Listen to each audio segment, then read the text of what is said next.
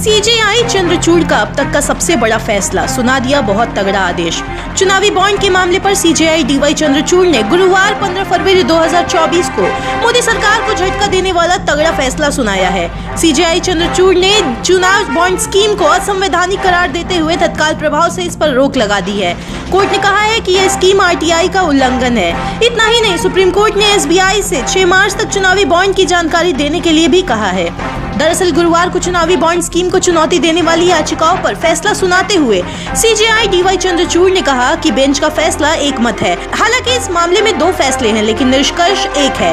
Court ने कहा कि चुनावी बॉन्ड योजना अनुच्छेद 19(1)(a) के तहत हासिल जानने के मौलिक अधिकार का हनन करती है। हालांकि हर चंदा सरकारी नीतियों को प्रभावित करने के लिए नहीं होता। राजनीतिक लगाव के चलते भी लोग चंदा देते हैं, इसको सार्वजनिक करना सही नहीं होगा। इसलिए छोटे चंदे की जानकारी सार्वजनिक करना गलत होगा। किसी व्यक्ति का राजनीतिक झुकाव निजता के अधिकार के तहत आता है।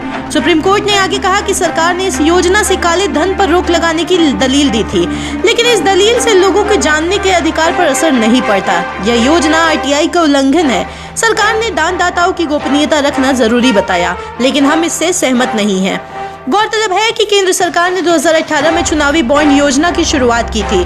इसे राजनीतिक दलों को मिलने वाली फंडिंग में पारदर्शिता लाने के प्रयासों के तहत पेश किया गया था। इसे राजनीतिक दलों को दिए जाने वाले नगद चंदे के विकल्प के रूप में देखा गया था। चुनावी बॉन्ड स्टेट बैंक की 29 शाखाओं में मिलता था। इसके जरिए कोई भी नागरिक, कंपनी या संस्था किसी भी पार्टी को चंदा दे सकती थी।